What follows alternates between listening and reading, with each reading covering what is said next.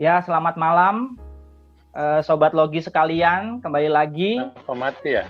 di acara kita Dialogis.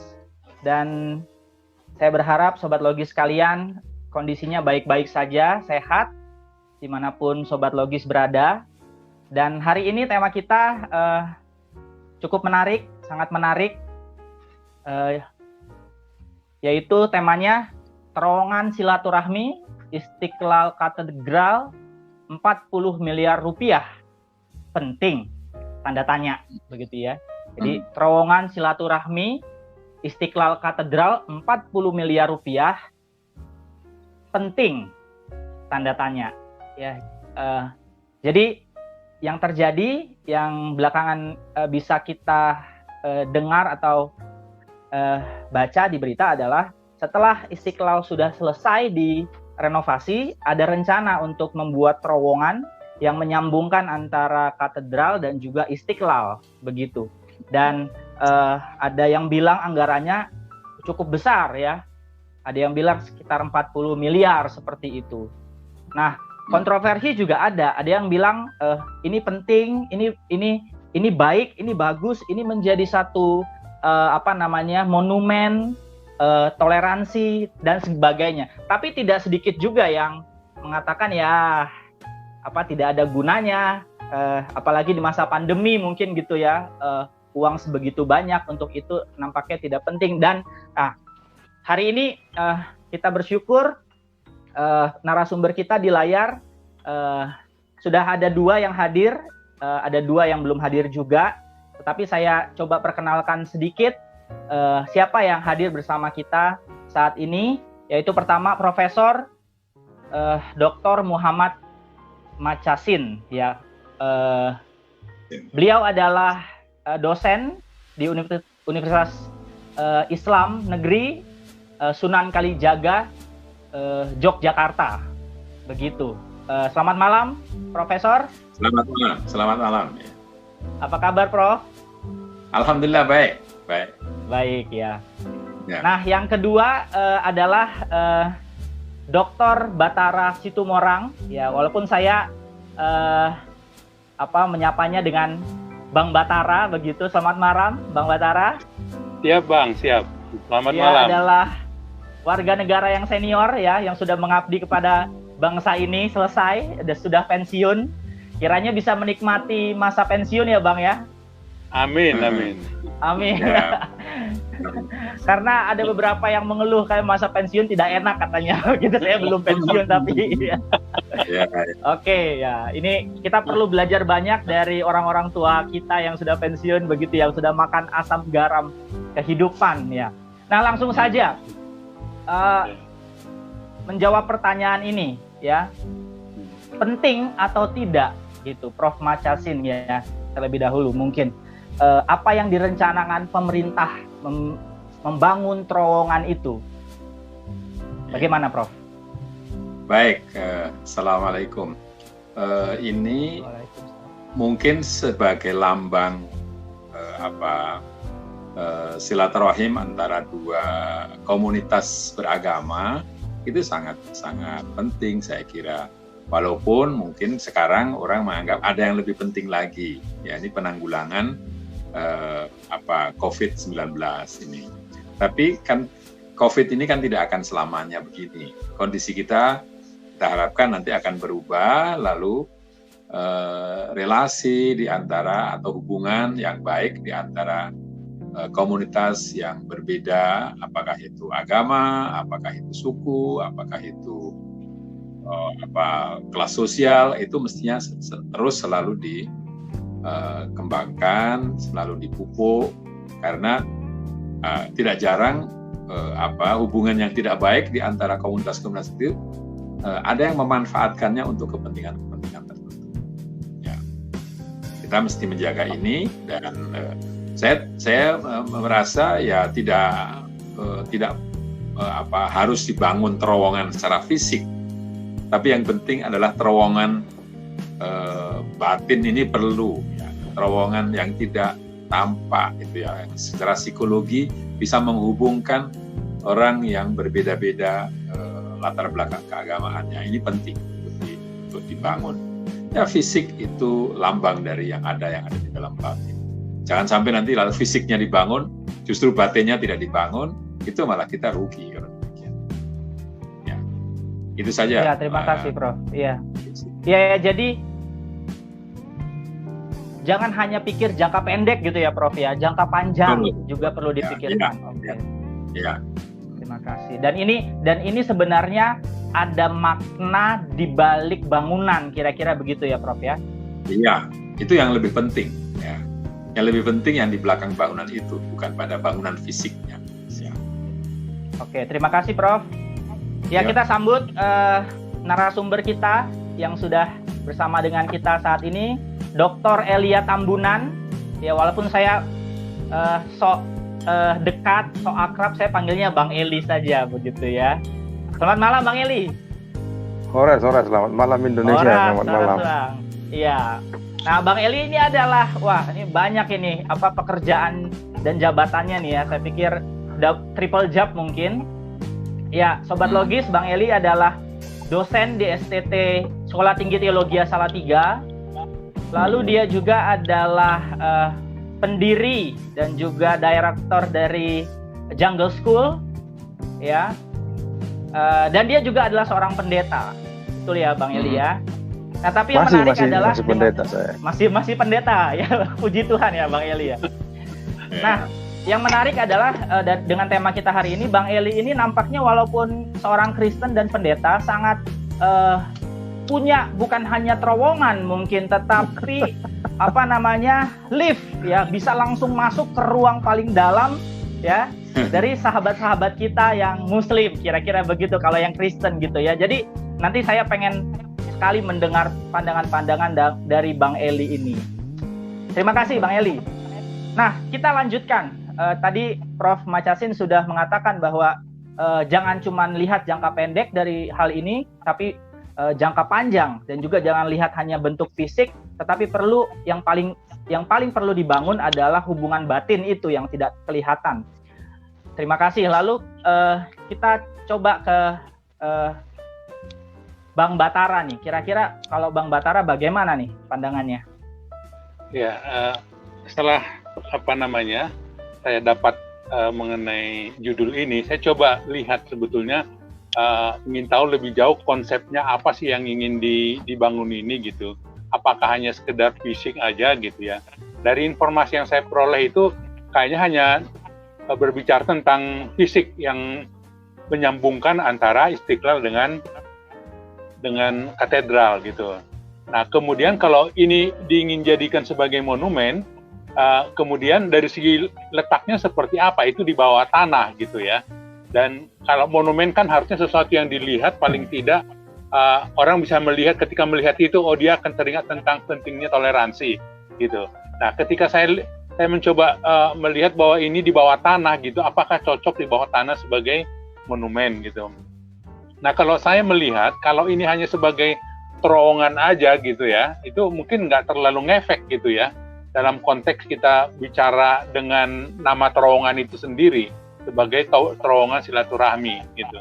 Tapi kalau seandainya mungkin terowongan itu juga bisa bercerita gitu tentang sesuatu toleransi di Indonesia, saya rasa sesuatu yang bagus juga gitu. Jadi katakanlah mungkin kalau ada hal-hal yang bisa dicantumkan di sana seperti mini museum gitu ya tentang toleransi, yang ketika datang di sana orang bisa baca dan itu bercerita gitu tentang pentingnya toleransi, itu akan bagus juga. Jadi kalau seandainya pun itu dibangun, harusnya jangan hanya untuk lewat doang gitu ya, tetapi ada sesuatu yang bisa orang baca di sana dan itu bercerita tentang pentingnya toleransi. Itu menurut saya sih. Tapi kalau hanya untuk orang nyebrang saja, mungkin itu kurang efek lah ya untuk dalam kaitannya bagaimana membina toleransi gitu. Itu mungkin pendapat dari saya. Terima kasih Bang Batara. Nah, menarik sekali Bang Batara coba menyinggung kenapa mesti di bawah tanah begitu monumennya begitu.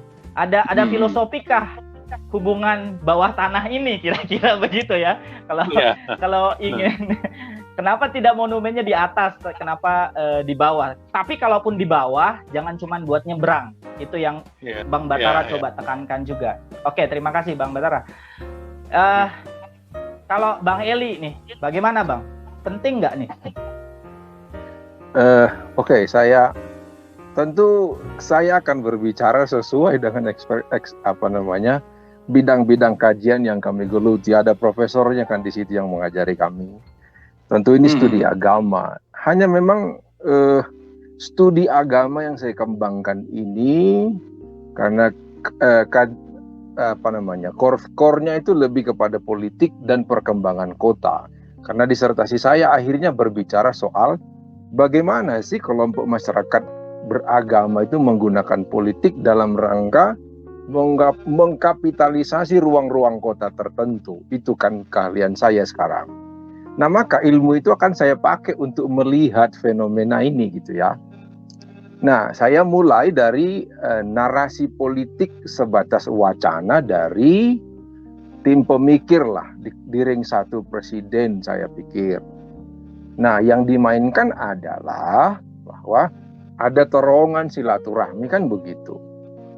Di dalam beragama, silaturahmi itu kan tidak pernah bermain di lorong-lorong gelap kan begitu. Silaturahmi itu adalah sesuatu yang publisitas sifatnya.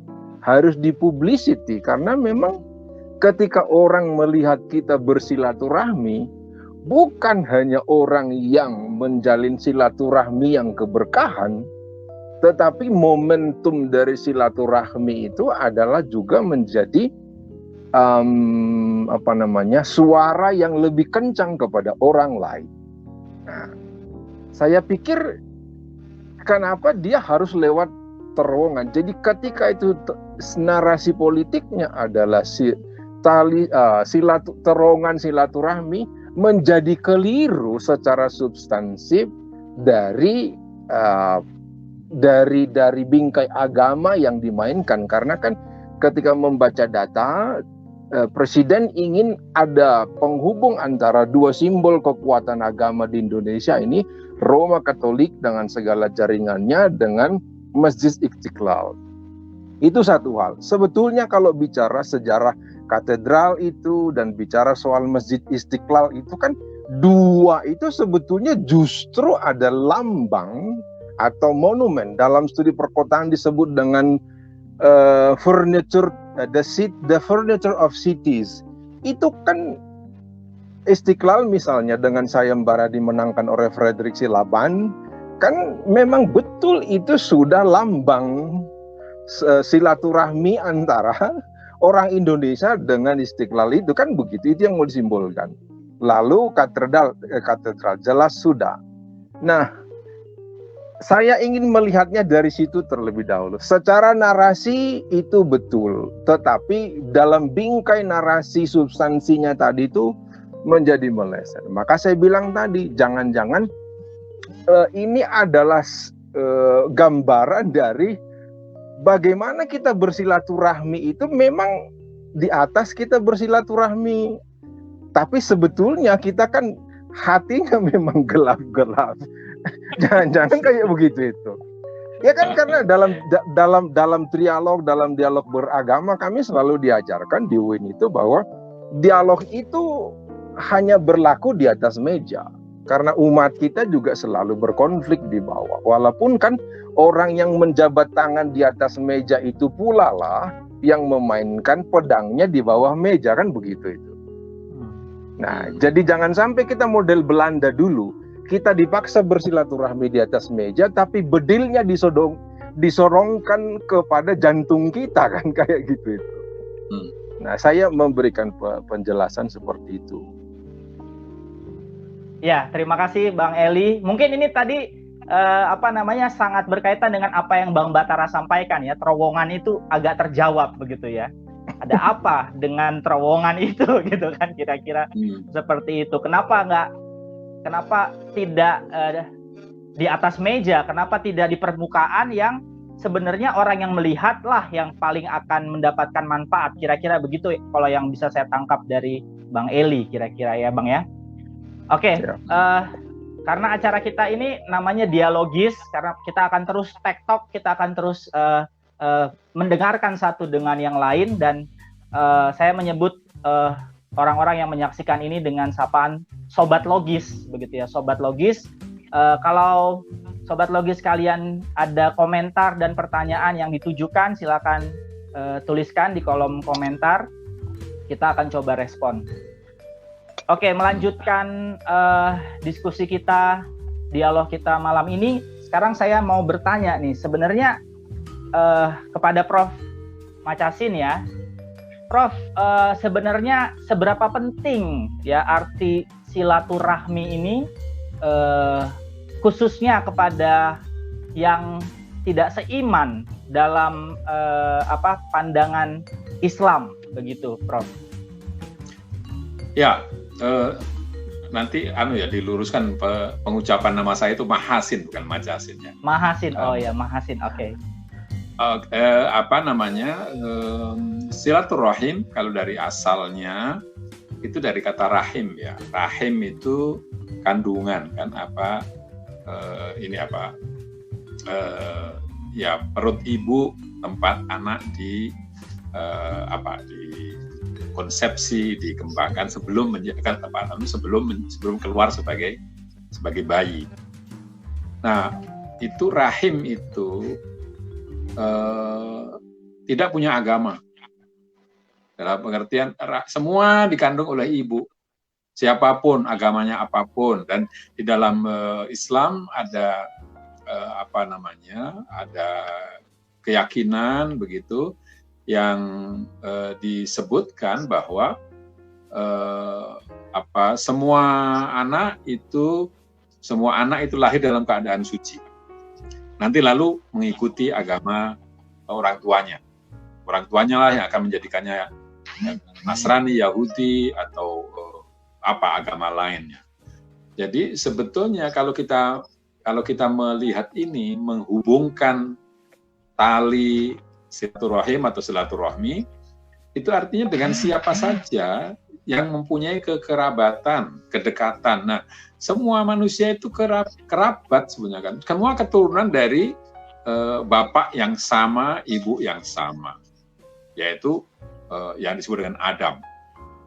Dalam istilah agama-agama Ibrahim, yaitu Yahudi, Kristen, dan Islam disebut itu Adam, atau nanti melebar ke lain namanya bisa lain lagi, tapi semuanya adalah anak manusia. Maka berarti bahwa semuanya ada di dalam satu posisi yang sama, yaitu sebagai anak-anak yang keluar dari rahim ibu yang suci ketika itu. Nah, kita menghubungkan tali silaturahim itu berarti kita menghubungkan sesama manusia. Walaupun kita tentu punya hubungan yang lebih dekat, paling dekat adalah keluarga batih ya, keluarga inti ya. Itu tentu yang paling dekat. Lalu setelah itu extended family, keluarga yang lebih luas, begitu. Dalam Islam itu ya yang serumah, lalu sekampung, lalu ada silaturahim yang karena darah, anak ibu, anak dengan orang tua, ibu, bapak dengan anak, itu yang disebut dengan rahim, saudara, itu yang dihubungkan, yang kerabat. Tapi juga orang mengatakan ketika kamu mendapatkan kesulitan dalam kehidupan sehari-hari, kan perginya bukan kepada orang yang agamanya sama atau tapi kepada tetangga yang terdekat. Itu siapa yang ada di sekitarnya, tidak peduli agamanya apa. Kalau ada kesulitan, kita perginya ke situ. Nah, ini. Tetapi memang di dalam hubungan antar orang yang berbeda agama itu ada sejarah panjang. Islam dengan Kristen itu ada sejarah panjang konflik. Ya, Islam dengan Yahudi ada sejarah panjang konflik. Nah, ini saya memaknai silaturahim itu lalu harus dibersihkan lagi dari kalau bahasa yang mungkin dari peninggalan konflik yang ada, yang itu menjadi bagian dari keberagamaan kita kadang-kadang. Ya, seperti tadi Islam Kristen itu konfliknya kan berabad-abad. Ya, mulai dari penyebaran Islam ke tempat-tempat yang dikuasai oleh Kristendom, oleh katakanlah kekuasaan politik orang-orang yang beragama Kristen. Lalu nanti sebaliknya ada penjajahan dari orang-orang yang dimaknai atau dikenal sebagai penganut agama Kristen ke dunia Islam, dan itu terus saja terjadi. Itu bisa dimainkan terus-menerus. Nah, itu yang mestinya dikurangi dengan mempersering kita bertemu. Ya, seperti itu tadi pendeta, saya menyebutnya Papen aja ya. Papen Elia datang ke UIN untuk belajar. Itu saya kira begitu. Saya bertemu dengan orang yang berbeda agama, itu bagi saya memperkaya khazanah keimanan saya. Mungkin begitu. Ya, terima kasih Prof. Menarik sekali ya.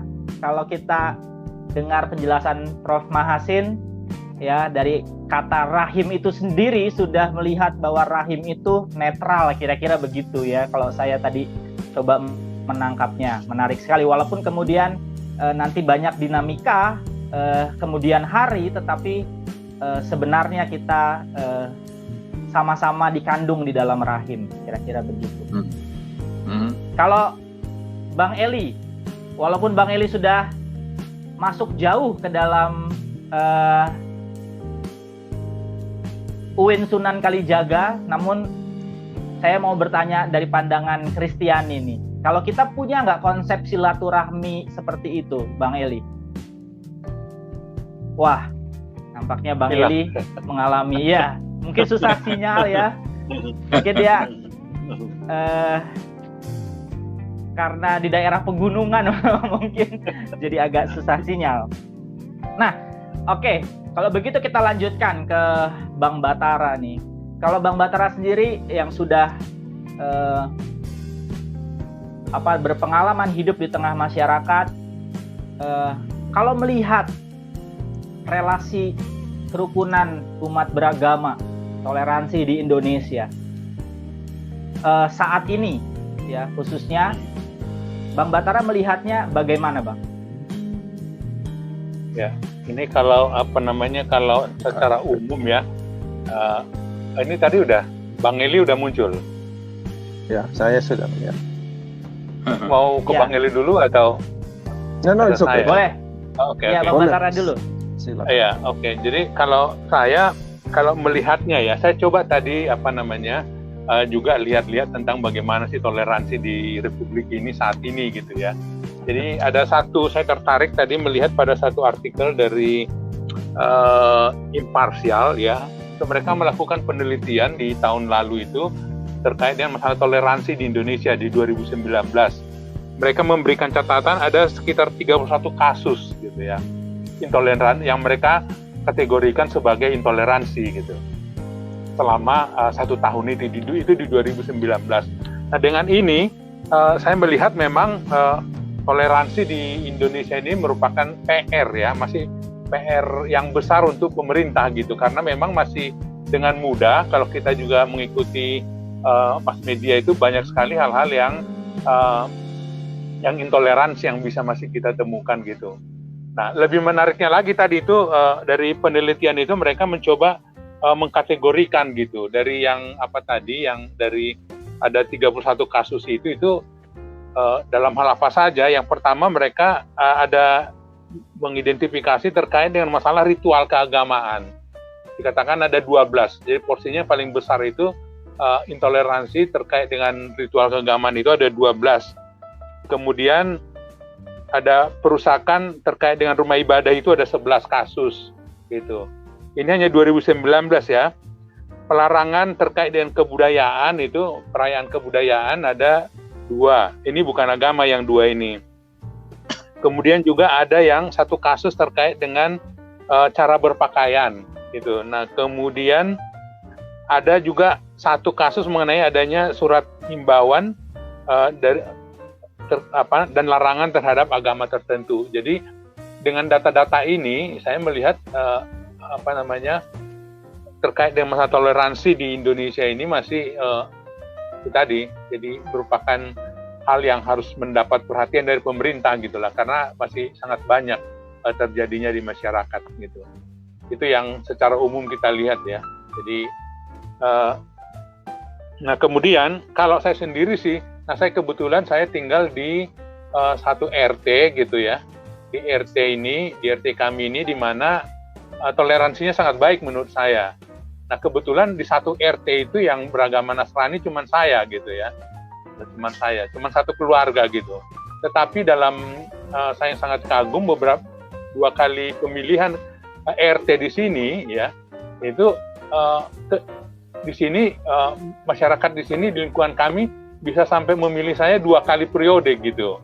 Jadi untuk dijadikan sebagai ketua RT, meskipun di lingkungan ini hanya saya yang sebagai Nasrani. Jadi saya lihat toleransi yang sangat baik gitu ya. Jadi mereka tidak melihat dari segi ini apa yang dipercaya, tidak seperti itu gitu kan. Jadi artinya siapa yang menurut mereka meskipun saya menolak sebetulnya pada saat itu, tapi mereka memaksa, ini sudah pilihannya warga ya harus diterima yang seperti itu gitu. Jadi dan saya sendiri kalau di lingkungan saya tidak mengalami kesulitan dalam hal bertoleransi dengan tetangga-tetangga saya gitu. Tapi kalau kita lihat secara global, secara nasional, itu toleransi ini masih sesuatu yang harus dibenahi lah gitu ya, perlu ditingkatkan tadi itu kan. Dan saya rasa untuk dengan melihat kasus-kasus yang ada, tidak cukup hanya dengan membangun terowongan tadi itu gitu ya, itu tidak akan bisa terselesaikan di situ itu ya. Jadi kalau kita lihat lebih jauh lagi dari itu tadi, yang intoleransi itu siapa saja yang terlibat, mereka juga melihat gitu, siapa yang involved di sini, sehingga timbul intoleransi. Antara lain dia bilang dibagi dalam 2 hal, masyarakat dan aparat pemerintah gitu. Jadi termasuk aparat pemerintah yang harusnya melindungi gitu atau membina supaya intoleransi tidak ada, malah mereka masih involved di situ, terlibat di situ. Jadi pemerintah gitu ya. Jadi ini yang mungkin yang menurut saya harusnya nggak boleh terjadi gitu ya. Karena jelas bahwa sebetulnya undang-undang kita melindungi atau memberikan menjamin hak penganut keyakinan dan kepercayaan masing-masing itu harusnya dilindungi gitu. Jangan malah aparat pemerintah tidak menyadari hal itu gitu dan ikut terlibat di situ. Itu yang menyedihkan setelah saya baca ini masalah siapa aja yang terlibat di situ gitu. Itu mungkin yang saya bisa sedikit kasih pandangan terkait dengan masalah intoleransi yang ada saat ini di Republik ini. Terima kasih Bang Batara. Nanti saya akan hubungi Bang Batara, rumahnya di mana, kayaknya saya mau pindah ke situ, Bang. Luar biasa. Oke, kita ke Bang Eli nih ya, Bang. Oke. Ya. Tadi kan kalau dari kita anggaplah dalam diskusi kita ini dari pihak Islam, dari Prof. Mahasin tadi ya, wah sangat terbuka untuk itu dan sangat menyambut, sangat ingin untuk menjalin silaturahmi itu. Kalau dari pandangan Kristen, konsep silaturahmi itu ada nggak, Bang, dan bagaimana?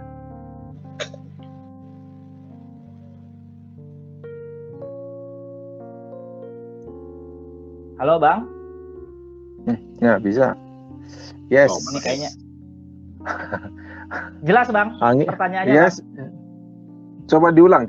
Angin di gunung, ini lagi mendung di Gunung Merbabu ini. Setan Merbabu nggak suka kita bicara toleransi kelihatannya. Iya, Bang. Tadi kan kalau dari Prof. Mahasin, kita anggaplah dalam diskusi kita ini mewakili kelompok Islam begitu ya. Sangat rindu silaturahmi, sangat membuka tali silaturahmi, menciptakan. Nah, kalau dari pandangan Kristen, Bang, ada nggak konsep silaturahmi ini dan pandangan Kristen kalau dalam kaitan simbol kita dari Istiqlalnya pengen nih memang dan membuka. Kalau dari katedralnya kita anggaplah kita mewakili itu sebagai kelompok Kristen, bagaimana Bang?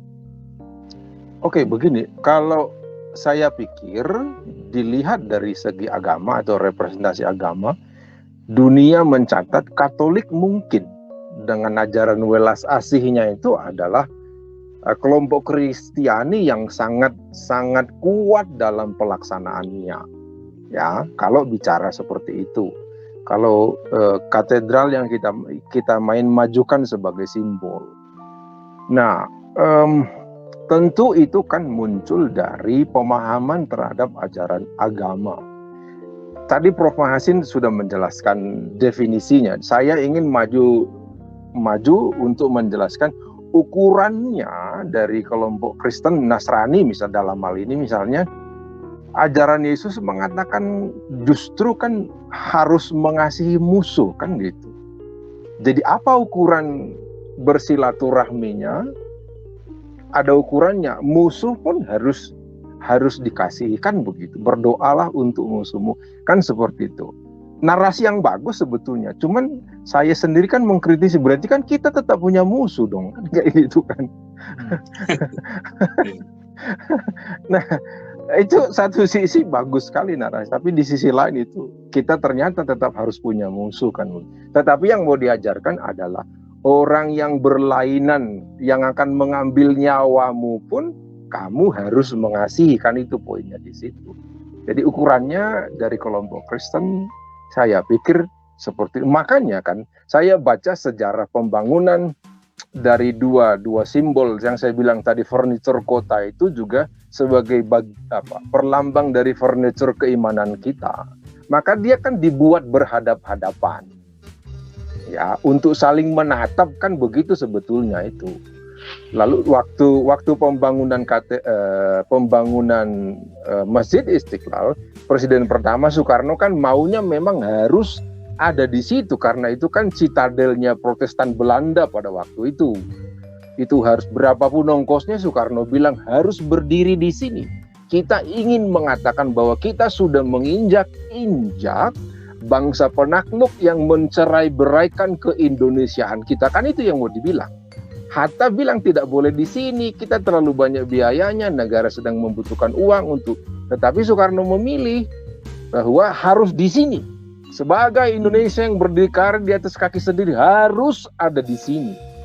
Nah, saya pikir fondasi-fondasi ini yang perlu dinarasikan sebetulnya yang lebih banyak. Walaupun berapa kali katedral itu dicoba untuk dibom oleh kelompok-kelompok kaum jihadis itu kan.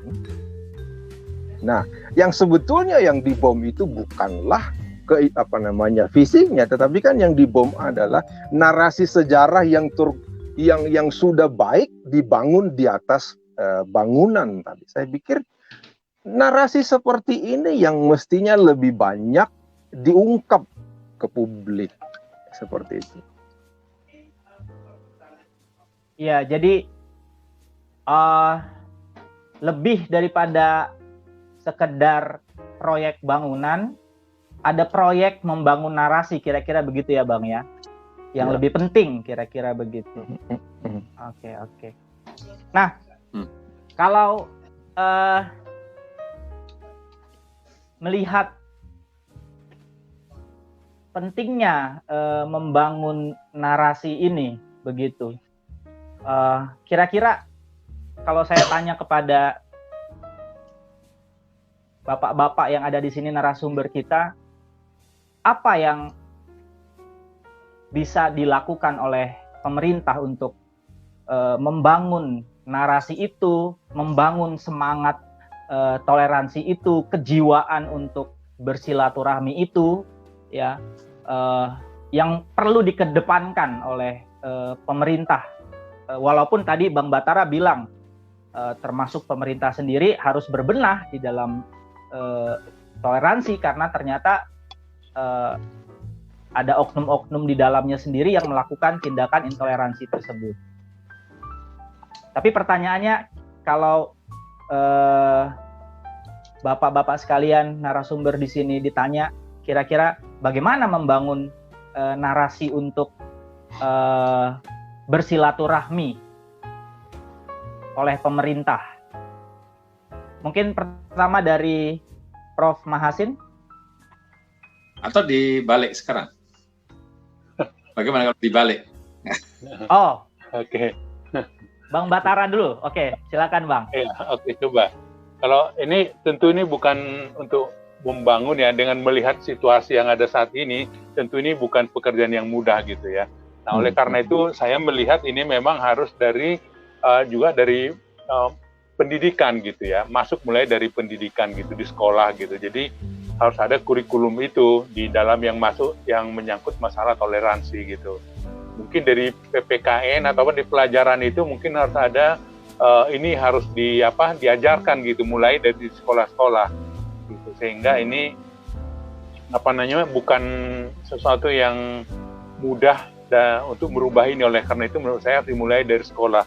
Nah, kemudian juga termasuk dari instansi-instansi pemerintah ini juga harus ditanamkan gitu ya. Ya, khususnya juga untuk Pemda kan gitu ya. Nah, dari penelitian yang tadi yang saya bilang di 2019 itu termasuk juga beberapa perda gitu ya.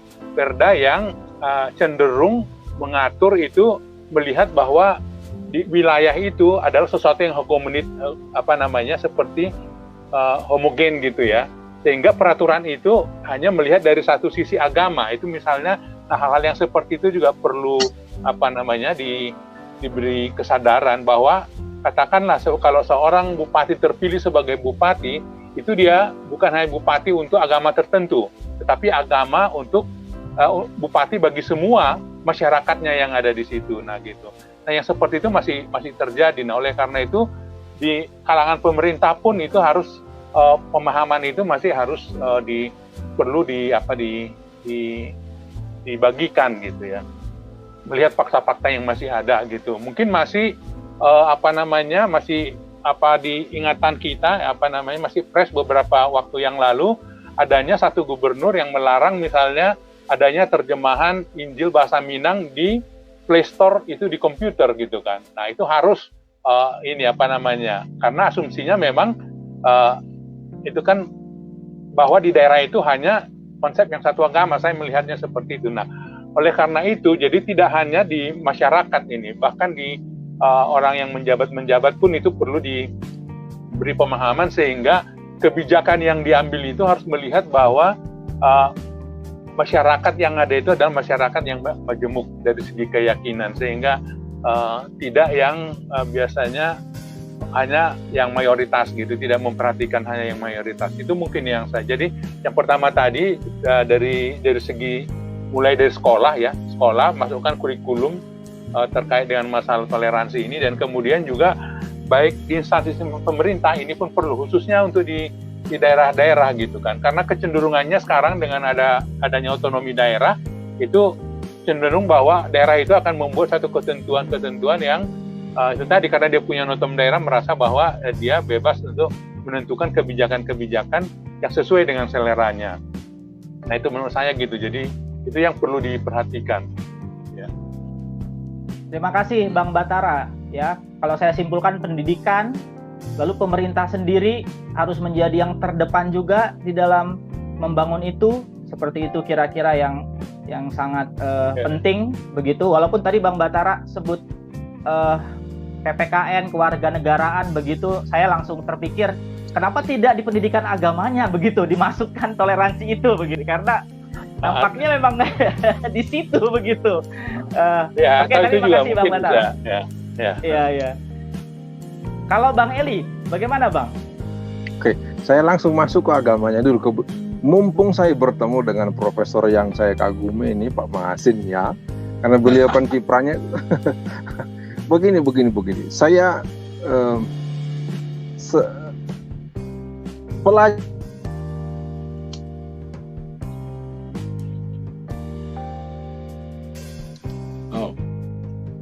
Tampaknya sinyalnya bermasalah lagi nih. Oke, bisa. sebagai orang yang saya sedang membuat jungle school sekarang, ada 142 anak di jungle school mulai dari kelompok bermain sampai kepada tahun ini, semester ini kelas 5 SD, kami ada dari 18 negara. Anak-anak ada di situ. Jadi memahami betul bagaimana perbedaan agama dan lain-lain. Itu bisa karena sekolah swasta. Tetapi kan ketika agama diselenggarakan di sekolah negeri, semua orang yang berbeda agamanya harus pergi kepada puak-puaknya masing-masing, kan begitu. Nah, apakah pelajaran agama harus dibuang dari sekolah? Bukan itu yang saya mau bilang. Harus ada, tetapi pelaksanaannya bagaimana? Nah, jadi harusnya kan semua ini bukan model negara yang menjadi rujukan kita seperti luar negeri, bukan. Justru narasinya adalah semua anak berhak mendapatkan pengetahuan beragama di semua agama di dalam satu sekolah. Nah, masalahnya adalah politik anggaran kan di belakangnya itu. Nah, Prof. Mahasi nanti menjelaskan itu kan. nah jadi orang mau belajar agama, tetapi dia harus terpisah dari agama temannya. Ketika itu di negeri kan begitu itu. Nah itu menjadi persoalan tersendiri. Saya kalau bicara masuk pada pelajaran agamanya tadi. Nah, saya ingin menunjukkan dari sisi yang lain karena tadi itu saya melihatnya dari sisi perkembangan kota dan semua ornamen-ornamen yang ada di kota itu. Katedral dengan Istiqlal itu menjadi simbol kan, itu yang kita banggakan ke dunia internasional kan sebetulnya. Nah, ada satu peneliti dari Korea tapi dia dosen di Oxford itu yang namanya Meng Koseo itu, dia meneliti di Jogja dan meneliti di Kota Salatiga dan Semarang.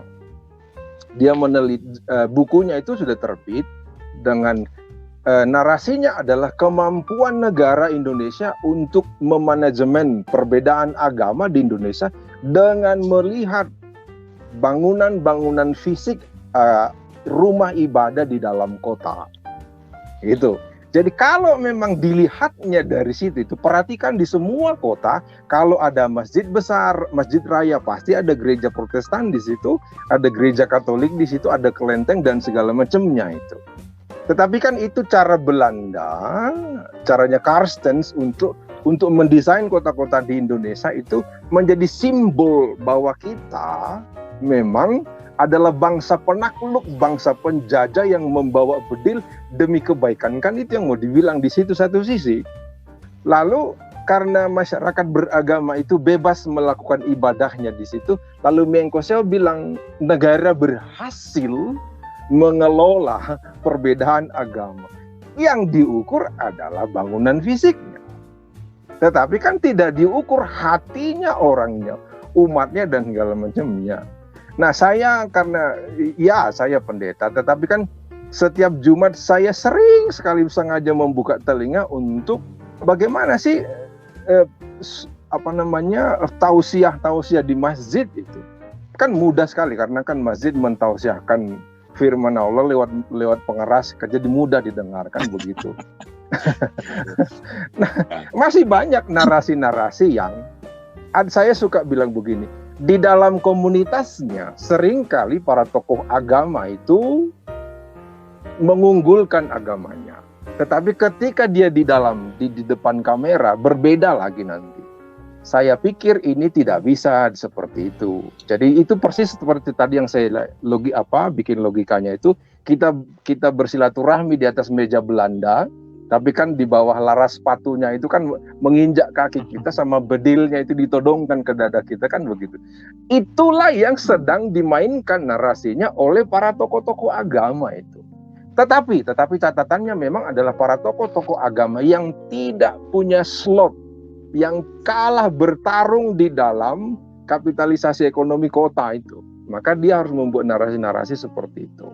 Nah, harusnya tidak boleh. Kalau memang dia memang betul orang Indonesia cinta ke Indonesia, narasinya adalah narasi membangun Indonesia, tak peduli dia apakah di dalam terowongan masjid, di dalam di dalam ruang-ruang private atau di ruang publik. Semestinya silaturahmi kita justru dibuktikan atau diukur dengan ketika kita bersama dengan umat kita memandang orang lain. Saya pikir seperti itu. Ya, makasih Bang Eli. Jadi kalau saya dengar penjelasannya ini kayaknya masih banyak warisan kolonial ini ya, yang jadi masalah ya Bang ya. Nanti saya akan jelaskan mundur ke belakang sedikit ya. Iya. Oke, terima kasih Bang. Kita ke Prof nih, bagaimana Prof Mahasin? Iya, saya menyetujui banyak hal yang disampaikan tadi. Memang ada kalau boleh menyebut bahasa yang vulgar itu ada kemunafikan. Ada kemunafikan, tetapi begini, kita akan biarkan saja itu terus berlangsung, itu perpolitiknya. Kita memang bangsa yang baru belajar, dan saya kira semua bangsa di dunia ini belajar bagaimana bisa mengakui keberadaan orang lain.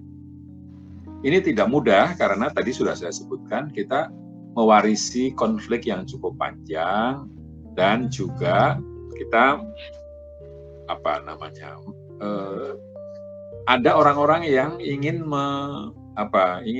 menghidupkan kembali kejayaan masa lampau ketika misalnya dalam Islam ketika khilafah misalnya begitu ya, ketika orang Islam berkuasa.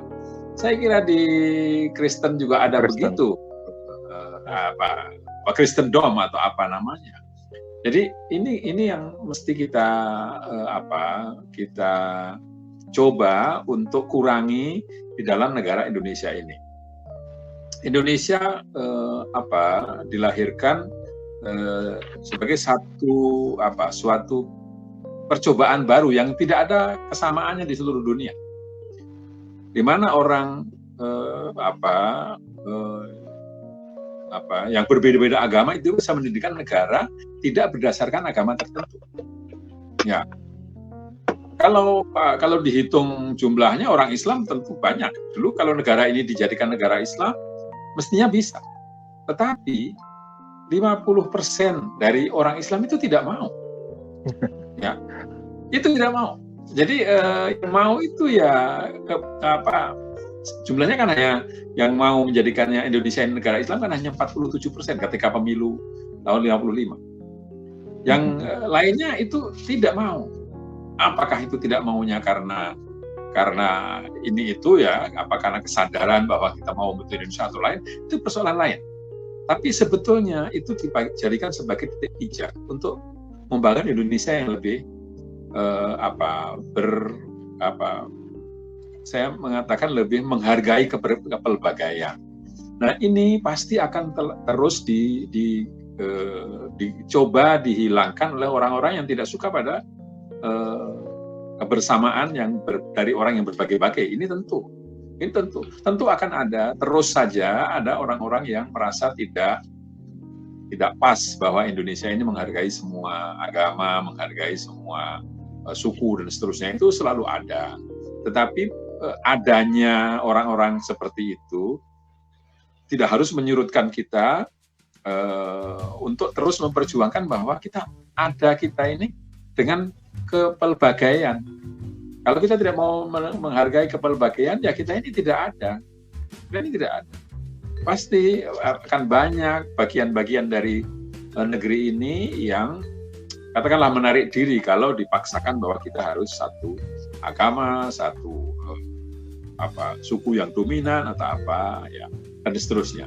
Ini yang harus terus diperjuangkan. Nah, negara perannya adalah justru menjaga keseimbangan yang ada di dalam masyarakat.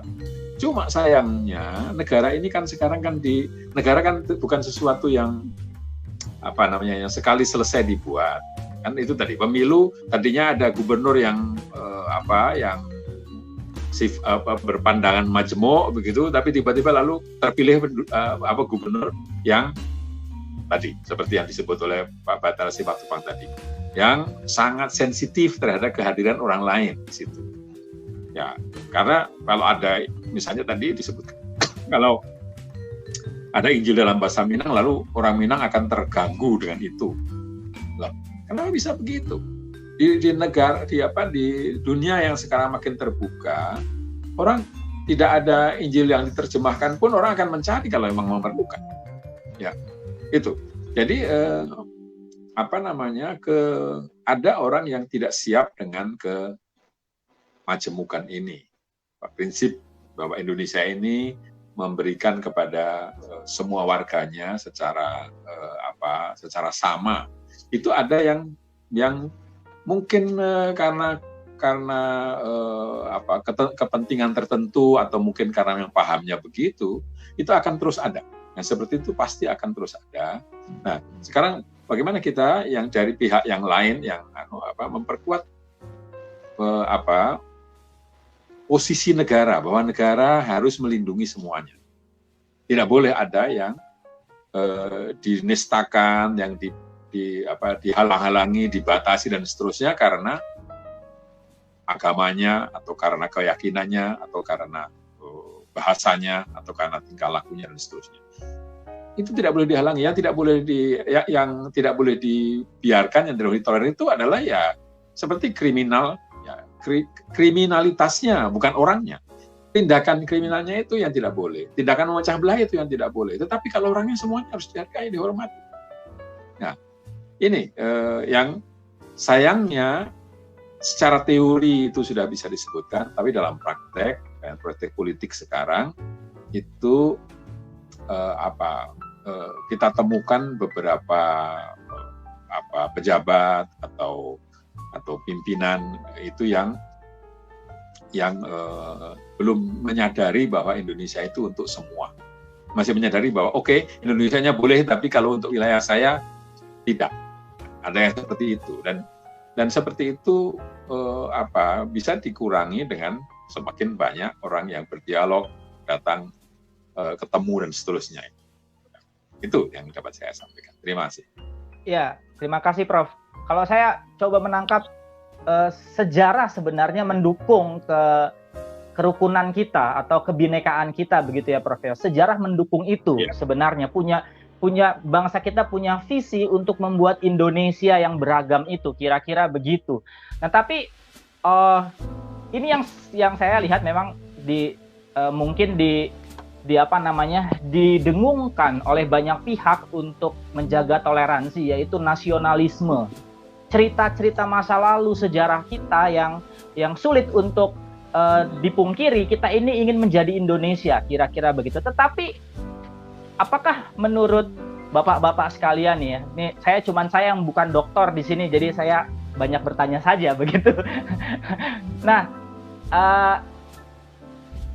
narasi nasionalisme ini apakah mampu untuk mengalahkan narasi agama yang tadi Prof. Mas Hasin bilang ingin membuat satu gerakan kembali ke kejayaan masa lalu itu?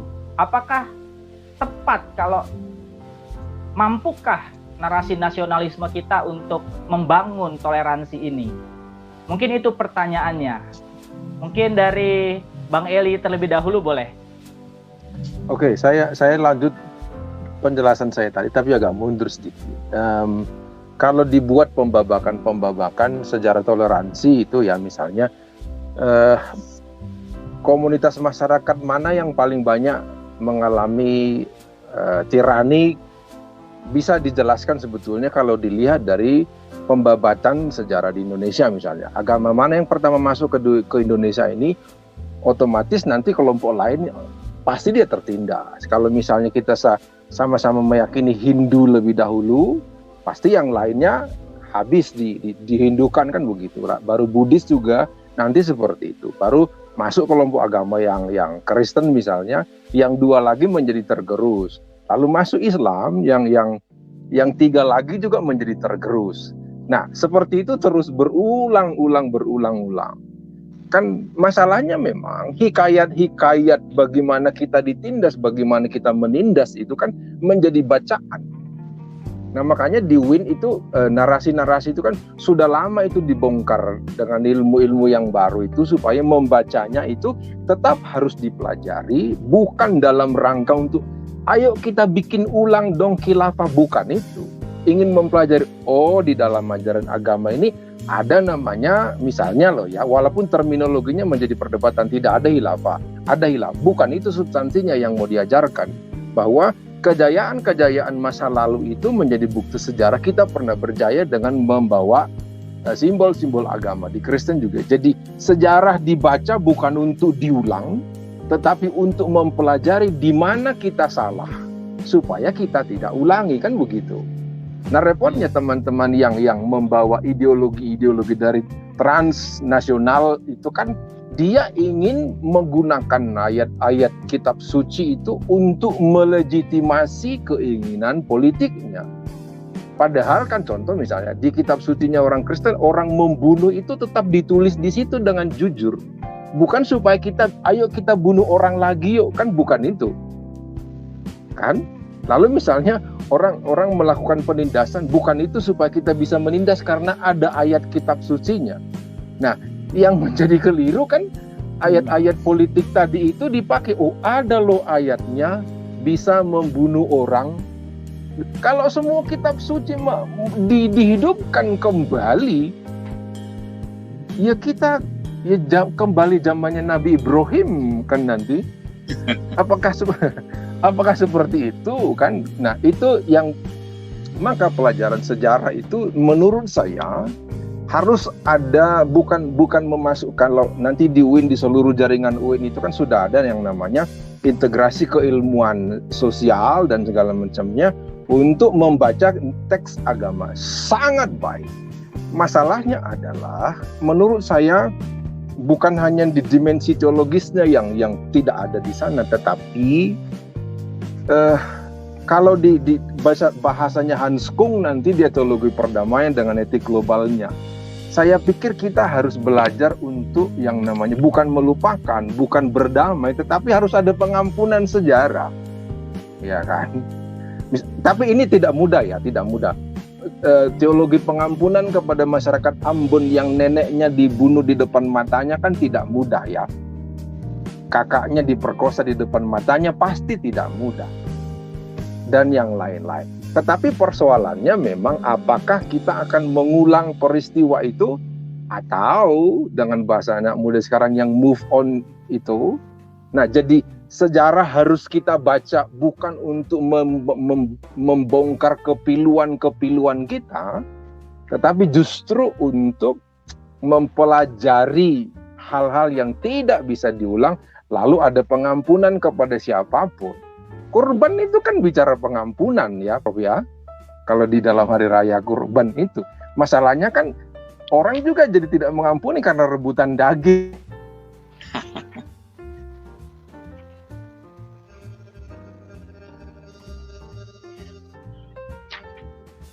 Oke, nampaknya memang gunung menghalangi sinyal dari Bang Eli. Karena itu kita coba lanjutkan terlebih dahulu kepada Prof Mahasin. Bagaimana, Prof? Iya, saya kira sama ya, seperti itu ya, bahwa dalam beragama kita harus kreatif, jangan hanya mengikuti apa yang diwarisi dari generasi sebelumnya. Kita kreatif. Tantangan kita berbeda dengan tantangan yang dihadapi oleh para pendahulu kita.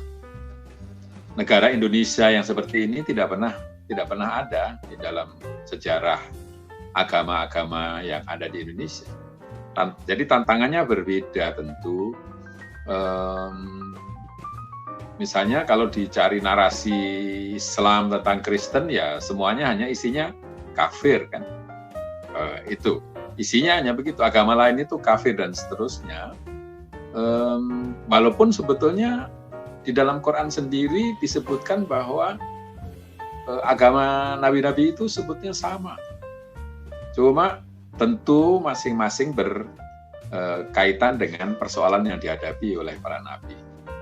Dikatakan dalam Al-Quran dikatakan kami tidak membeda-bedakan antara nabi yang satu dengan nabi yang lain. Tapi nanti dalam perkembangan sejarahnya itu ternyata dibeda-bedakan. Nah, sebetulnya kalau kita mau kembali ke apa, tadi saya mengatakan kembali ke substansi ajaran agama, lalu kita kreatif dalam memahami pesan agama di dalam masyarakat yang berbeda-beda, maka sebetulnya mudah untuk menjalin hubungan yang setara, yang saling menghargai di antara orang yang berbeda-beda. Tapi sayangnya tadi kita mewarisi tradisi lama, lalu kita sekarang berhadapan juga dengan persoalan-persoalan perebutan kekuasaan. Ini yang sangat menyulitkan bagi terbentuknya saling menghargai itu. Saya melihat ada misalnya pemilihan kepala daerah langsung, itu ada baiknya ya, bahwa orang kalau mau menang harus menarik dukungan dari sebanyak-banyak warga, itu bagus saya kira. Dan akhirnya di banyak tempat itu calonnya dari agama ini, wakilnya dari agama ini, itu saya kira bagus. Tetapi juga ada nanti orang-orang yang justru memanfaatkan sentimen keagamaan untuk memenangkan si A atau si B. Nah, ini yang harus terus disadarkan ya, bahwa agama itu bisa berpotensi positif, bisa berpotensi negatif untuk menghadapi persoalan pemilihan kepala daerah. Ya, itu di mana-mana terjadi. Nanti kalau di daerah yang di situ mayoritasnya Muslim, nanti yang terjadi adalah bahwa Islamlah yang mau dipaksakan. Itu kalau menang ya, atau sentimen keislaman yang dikembangkan dengan kambing hitamkan orang beragama lain. Nanti kalau yang Hindu ya begitu juga. Yang Kristen Katolik bisa juga begitu. Itu terjadi di hampir semua tempat ya. Saya sedang membimbing ini disertasi yang ditulis oleh seorang pendeta Katolik tentang agama, hubungan antara Islam dengan Katolisisme di Nusa Tenggara Timur. Ini saya melihat ya seperti itu terjadi juga. Hanya nanti bagaimana ini tokoh-tokoh agama ini bisa mengarahkan ke kebersamaan dari bangsa ini yang sebetulnya dasarnya memang sudah majemuk. Kadang-kadang kita melihat justru orang awam lebih wise ya, lebih bijaksana di dalam menangani perbedaan. Di satu tempat ketika belum ada tokoh agama yang kuat masuk ke situ, orangnya baik-baik. Begitu tokoh agama masuk, lalu menjadi pecah satu sama lain. Ini aneh kalau bagi saya tuh. Mestinya kan tokoh agama ini mendinginkan ya, tapi ini malah memanaskan yang terjadi. Ya, itu. Terima kasih. Terima kasih, Prof. Ya, Sobat Logis, sedemikian jauh dialog kita. Mungkin ini pertanyaan terakhir yang akan kita bahas saat ini. Kita masuk bulan Agustus, hari kemerdekaan sebentar lagi, 75 tahun kita akan menikmati kemerdekaan. 75 tahun. Kira-kira menurut bapak-bapak yang ada di sini, naik turun pasti kerukunan kita. Tapi kalau ditarik garis grafiknya, kerukunan kita ber-Indonesia ini naik atau turun? Ya. Dari Bang Batara, silakan Bang. Bagaimana Bang? Melihat sepanjang kita merdeka mungkin ya Bang ya, 75 tahun ini. Saya tidak tahu persis ya, karena saya tadi seperti saya jelaskan tadi, memang saya hanya melihat di data 2019, sehingga tidak bisa ambil kesimpulan dari segi trennya gitu. Tapi yang jelas mungkin kita lihat sampai saat ini masih intoleransi itu masih nyata, kita bisa temukan itu aja yang ininya. Mengenai trennya apakah semakin naik, kalau itu saya nggak punya datanya gitu. Kira-kira seperti itu. Tapi Terima itu kasih. masih adakah sekarang? Ya ini sangat nyata gitu, dengan itu masih ada, bisa dirasakan. Terima kasih Bang. Oke. Bang Eli?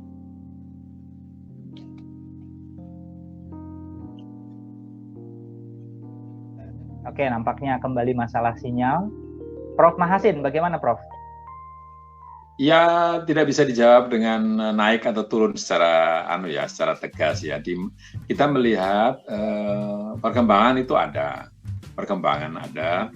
Kalau kita melihat tahun-tahun sebelumnya, mungkin sekarang ini konflik yang berdarah-darah itu lebih sedikit kita dengar ya. Mungkin sejak Tanjung Balai itu tidak ada konflik besar yang kita dengar. Tetapi memang ada kecenderungan yang mengkhawatirkan ya. Misalnya kalau saya di Jogja itu dulu misalnya orang menerima kos mahasiswa yang kos itu tidak tanya agamanya apa. Tapi sekarang ini ada kecenderungan untuk membuat tulisan menerima kos mahasiswa Muslim saja, seperti itu. Itu ada. Dan di tempat lain juga di komunitas yang berbeda ada juga seperti itu, menerima hanya, sehingga kesempatan untuk saling belajar itu menjadi lebih sedikit ya. Jadi ada identitas keagamaan yang bersifat eksklusif itu diam-diam itu berkembang. Tetapi pertemuan seperti ini, di mana dua orang yang berbeda agama ketemu dan bekerja sama, itu juga tambah. Ya. Jadi kalau saya tidak perlu diresahkan adanya intoleransi di mana-mana, selama masih ada juga orang yang berusaha untuk membuat komunikasi yang baik. Saya kira ada orang di mana-mana ada itu ya, kelompok-kelompok yang mempertemukan itu selalu ada. Kalau ini masih terus ada dan organisasi yang besar seperti NU Muhammadiyah itu masih tetap jalannya itu ya, itu saya kira Indonesia ini akan punya masa depan dalam masalah toleransi. Tetapi kalau misalnya NU dan Muhammadiyah itu sudah menjadi pendukung intoleransi, itu memang lalu harus dilakukan usaha yang lebih intensif lagi. Tetapi saya melihat masih tetap ada pada track yang bagus lah mungkin itu. Hanya memang intoleransi tetap saja terjadi di mana-mana. Ya kita tangani itu satu persatu. Jangan lalu mengatakan ada intoleransi di sini-sini, Indonesia sudah tidak toleran lagi. Ini juga sudah tidak benar yang seperti itu. Kalau saya optimis, selama masih ada NU Muhammadiyah yang seperti itu, selama masih ada UIN, selama masih ada sekolah seperti Riyakara, di sekolah Indonesia ini kan melebur banyak orang yang berbeda ya. Di Sanata Dharma, Universitas Katolik yang mungkin Muslimnya lebih dari 50%. Demikian pula di Universitas Muhammadiyah di Kupang itu 75%, mungkin enggak sampai 75%, tapi mungkin 60% itu non-Muslim. Tapi semua belajar di Universitas Muhammadiyah. Ini selama tempat-tempat bertemu seperti itu masih ada, saya optimis ya. Ke depan masih kita bisa berharap Indonesia ini berumur panjang lah mungkin. Terima kasih. Terima kasih Prof. Ruang pertemuan perlu terus dikembangkan, diperbanyak antara kita. Ya, waktu sudah kita sudah lewat sebenarnya, tapi saya kasih kesempatan untuk Bang Eli nih, karena dari tadi sinyalnya cukup sulit. Jadi kalau lagi bagus sinyalnya, kita coba. Bang Eli, ada yang mau disampaikan, Bang? Melanjutkan yang tadi mungkin. Kembali sinyalnya bermasalah ya. Oke, Sobat Logis, demikian diskusi kita kali ini. Wacana untuk terowongan silaturahmi Istiqlal Katedral yang konon budget puluhan miliar, penting atau tidak? Kita belajar betapa pentingnya dari perkataan Prof. Masasin tadi adalah membangun ruang-ruang untuk kita bertemu, berdialog, dan harapan saat ini masih besar untuk kita mempertahankan keindonesiaan, toleransi kita. Kita bersyukur untuk NU dan Muhammadiyah, organisasi besar terbesar yang ada di bangsa ini masih, kalau kata Prof tadi, on track, kira-kira begitu. Kita bersyukur untuk itu. Selamat menghayati bulan Agustus, bulan kemerdekaan kita. Sampai ketemu di dialogi selanjutnya. Terima kasih untuk Prof. Mahasin, terima kasih untuk Bang Batara, terima kasih juga untuk Bang Eli Tambunan. Sebenarnya ada satu lagi, ya, seorang ibu rumah tangga di Jakarta yang memutuskan untuk tidak bekerja lalu menjadi ibu rumah tangga saja, membesarkan anak-anak mereka. Saya yakin dia punya banyak pengalaman tentang bagaimana hidup di masyarakat. Cuman ya dia bilang namanya ibu rumah tangga ini tergantung kondisi anak, nanti bisa gabung atau tidak begitu. Ya, saya pikir walaupun ibu rumah tangga, tetapi saya pikir justru ibu rumah tangga yang bisa mengembangkan ya apa yang muncul dari tengah-tengah masyarakat begitu. Pikirannya tidak harus hanya di rumah, tapi saya pikir melihat ya pikirannya bisa sangat luas sebenarnya seperti itu di tempat yang nampaknya sangat kecil ini. Kalau saya tadi mau menutup mungkin begini, bahwa kenapa saya mengundang ibu rumah tangga, karena saya pikir juga adalah ada terowongan yang sangat penting yang tidak kelihatan untuk bisa menciptakan toleransi, kerukunan, yaitu ruang di dalam rumah, di dalam keluarga itu bagaimana orang tua mengajarkan menghargai anak-anak. Ya anak-anak itu belajar dari orang tuanya bagaimana menghargai perbedaan, bertoleransi. Demikian, terima kasih Bang Eli, Bang Batara, Prof. Mahasin. Kita sudahi acara kita. Sampai ketemu di lain kesempatan.